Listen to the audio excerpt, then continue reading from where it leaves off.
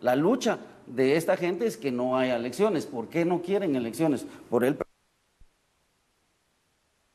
asumir la jefatura de Estado, deje de lado al sector privado tradicional, que es el mayor corruptor, ojo, la CICIG, y lo que estamos viendo hoy nos muestra que el sector privado organizado, le hace CACIF, le hace Fundesa, son los grandes corruptores históricos de este país. ¿Por qué no se publican públicamente los nombres de esos corruptores? Porque quizá no han salido a luz, y en todo caso porque los grandes medios, la gran mayoría de medios son controlados por ellos. Otto Pérez Molina lo dijo el día domingo, habló de las dos líneas, acertadamente, y acepta no solo la corrupción. Y le mandan un mensaje a Estados Unidos y a Europa diciéndoles, si no les gustan los candidatos que van a ganar, es problema de ellos. Ese mensaje está muy claro con este análisis que estamos haciendo, porque entonces hay que entender que quedan desplazados del poder, quedan desplazados de los negocios, quedan desplazados de decidir, de tomar decisiones.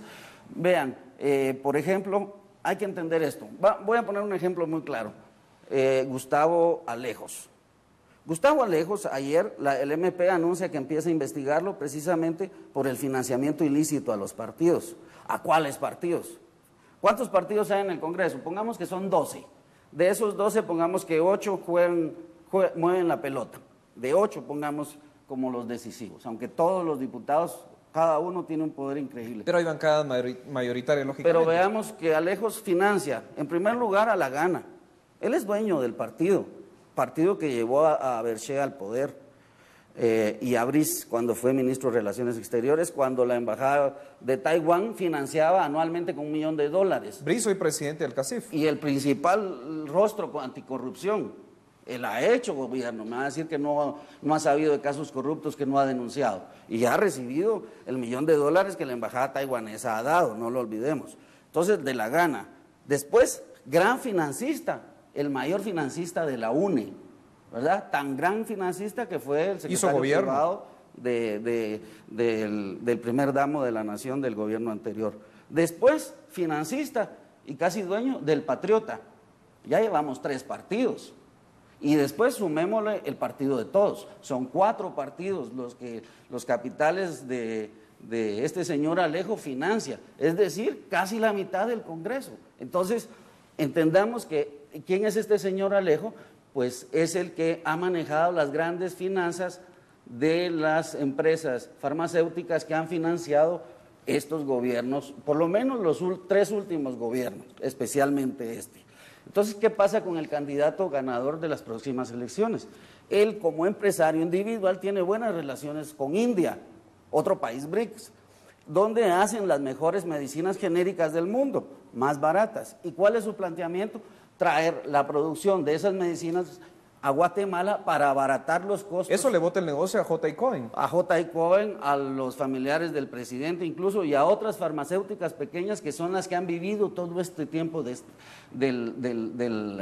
Estado. Entonces tenemos 4 partidos políticos que mueven a sus bases en contra de este candidato empresario que ganará las elecciones. Por factor tiempo, ¿qué nos espera, por ejemplo, con la manifestación del día de mañana? Bloqueos por tercer día consecutivo. Históricamente la Universidad de San Carlos y las universidades privadas salen nuevamente a las calles a pedir la renuncia. Hay consignas en el calendario electoral, la lucha contra la corrupción. Empresas, por ejemplo, llama la atención ya algunos comercios que se han unido.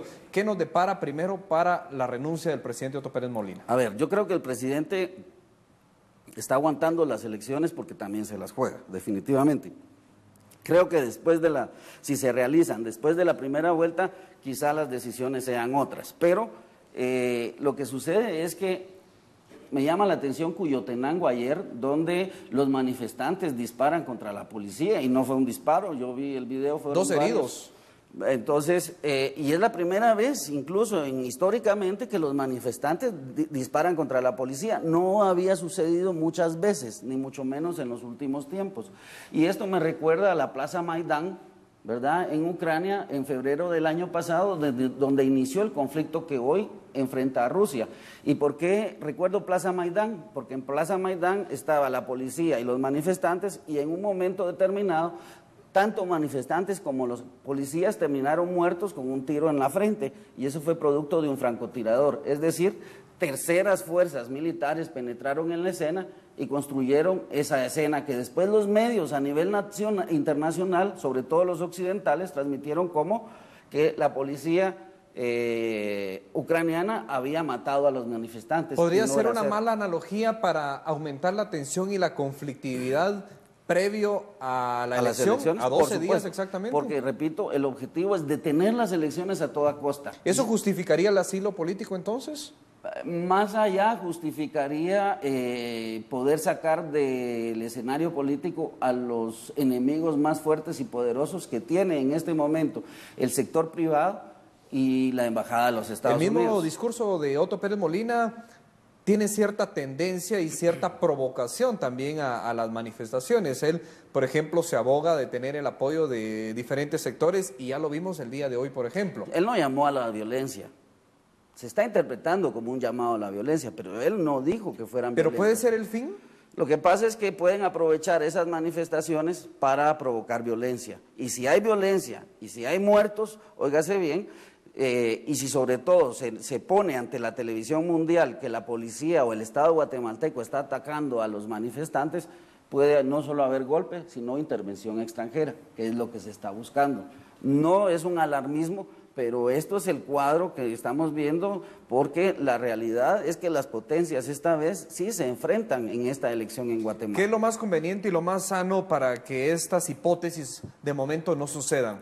Porque el país creo que tampoco le conviene ese tipo de conflictividad. Tenemos que tener claro que lo único claro, real, que tenemos y concreto en este momento es el día de las elecciones. Solo eso. Y que si no se realizan las elecciones, vamos a caer en un caos porque es un golpe de Estado. Lo que no quieren, y eso se llama golpe suave de Estado, porque ahora los golpes de Estado ya no son como antes, con la marimba en TGW, todos en cadena y el ejército en las calles. Hemos estado viendo en estos meses y en este devenir un golpe de Estado suave desarrollándose.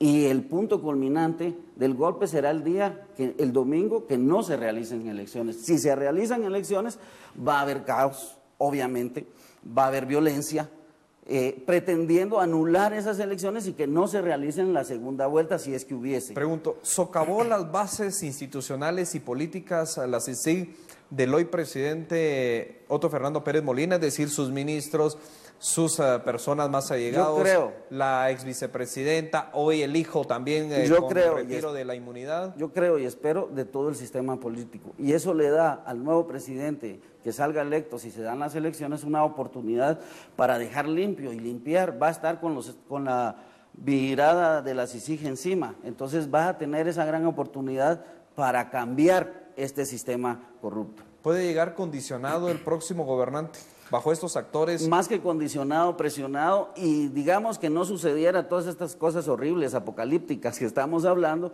A partir del 14 a las 14 el próximo presidente va a tener en la calle mucha oposición, pero más que de la calle, de los medios que le van a ser adversos. Hay que recordar que también es una lucha entre empresarios, dueños de medios de comunicación que a la vez son candidatos presidenciales o candidatos políticos. Y la gran mayoría de estos que tienen radio, tienen televisión, tienen prensa escrita y tienen internet, están en contra de este empresario. Y eso es lo que se manifiesta en los centros urbanos. Si nosotros vamos a la Guatemala profunda, es decir, a la otra Guatemala, que no son los urbanos, vamos a ver que la realidad es otra. No estoy diciendo que sea exactamente la opuesta, estoy diciendo que va a ser otra, que no es la misma que aquí. Para ir cerrando, licenciado Cecil de León, recomendaciones para mañana: marchas pacíficas, la Universidad de San Carlos, Universidad de Rafael Landívar, por ejemplo, comercios. ¿A qué juega el CACIF con sus amparos en la Corte de Constitucionalidad? ¿Cuál va a ser la expectativa, por ejemplo, de la Embajada de los Estados Unidos? ¿Qué reacciones tendrá el mismo presidente? ¿Le conviene al final renunciar? ¿Es ganar tiempo? ¿Depende de la decisión de renunciar? ¿Qué pasará con la vicepresidenta que en 3 días va para Santa Teresita? En fin. Creo que a la vicepresidenta, desde este punto de vista, hay que cuidarla mucho, hay que protegerla, y yo por lo menos entiendo la decisión de protegerla de esa manera, porque si hubiese un magnicidio sería una causal para detener las elecciones sin que hubiese un golpe, sin que se mostrara abrupto ni violento. ¿Cómo funcionaría o cómo podría darse ese magnicidio? Bueno, Si no hubiese habido policía en el centro médico el día de su detención, seguramente por lo enfadado que estaban los dirigentes que estaban transmitiendo ese enfado a algunos de sus seguidores, sabemos nosotros que la risa y la furia se transmiten inmediatamente y no es nada difícil entrar al centro médico y hacer pedazos la instalación, sacar a la presidenta y pues una turba enfurecida no la detiene ni Dios. ¿Estamos jugando con fuego para el día de mañana? Eso es lo que está pasando. Entonces los guatemaltecos y las guatemaltecas tenemos que tener claro de no caer en las provocaciones, no caer en el juego. Yo no digo que no salgamos a manifestar porque es obvio, no podemos luchar en contra